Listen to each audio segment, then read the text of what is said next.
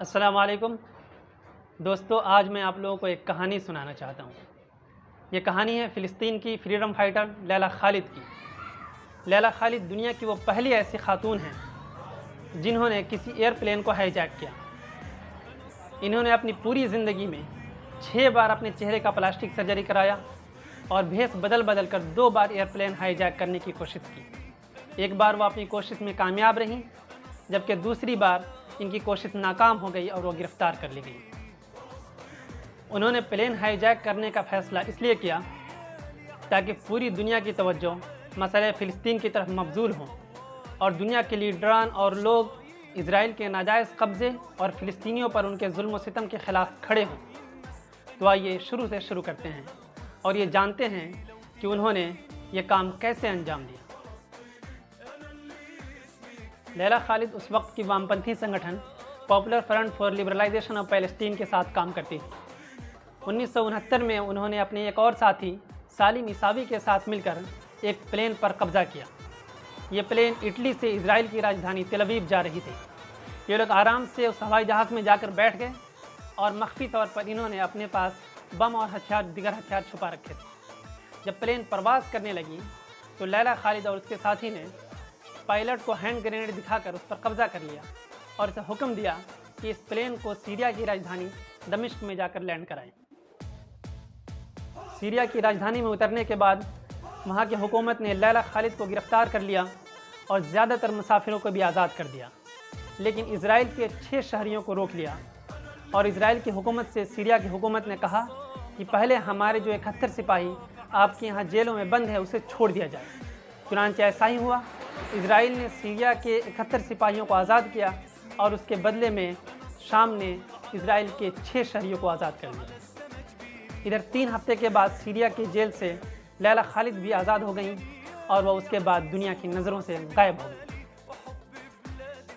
امریکہ اور اسرائیل کی بڑی بڑی ایجنسیاں لیلہ خالد کا پتہ لگانے میں جٹی رہیں، لیکن ان کا کوئی سراغ نہیں ملا۔ اس بیچ انہوں نے اپنے چہرے کا پلاسٹک سرجری کرایا اور بھیس بدل کر پھر سے ایک اور پلین کو ہائی جیک کرنے کے لیے پہنچ گئے۔ اس بار ان کا نشانہ ایمسٹرڈم سے نیو یارک جانے والی ایک پلین تھی۔ اس پلین پر قبضہ کرنے کے لیے ان کے ساتھ ایک امریکی شہری بھی تھا۔ جب پلین پرواز کرنے لگی تو ایک پیسنجر کے سر پر بندوق رکھ کر لیلہ خالد نے پائلٹ کو اپنا حکم ماننے کے لیے کہا، لیکن یہ پائلٹ کچھ زیادہ ہی چالاک نکلا۔ اس نے پلین کو نیگیٹو جی میں لگایا۔ اس کی وجہ سے پلین اوپر نیچے ہونے لگی، اس میں جرک آ گیا۔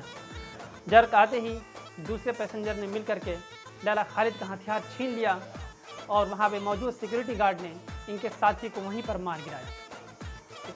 اس کے بعد پائلٹ نے اس پلین کو لندن ایئرپورٹ پر لینڈ کرایا۔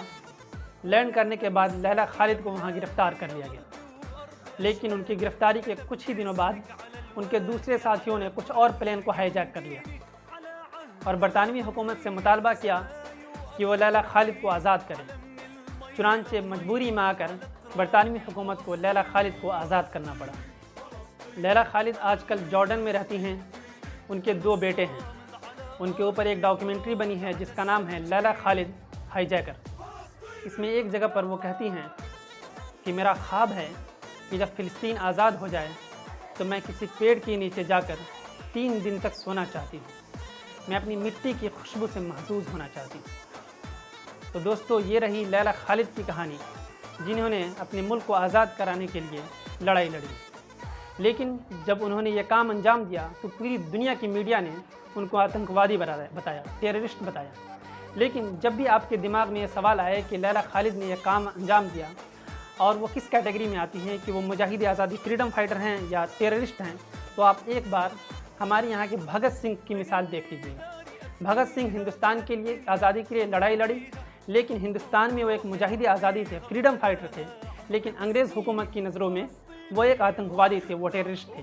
یہی فارمولہ یہاں بھی آپ لاگو کر لیجئے گا، آپ کو بالکل درست اور صحیح بات سمجھ میں آ جائے گی۔ تو دوستو، یہ تھی لیلہ خالد کی کہانی میری زبانی۔ آپ سے گزارش ہے کہ آپ اس ویڈیو کو لائک کریں، شیئر کریں اور دوسروں تک پہنچائیں۔ میری کوشش ہوگی کہ اسی طرح سے فلسطین سے متعلق اور بھی آپ تک کہانیاں پہنچاتا رہوں اور آپ لوگوں کی معلومات میں اضافہ کرتا رہوں۔ شکریہ۔ السلام علیکم۔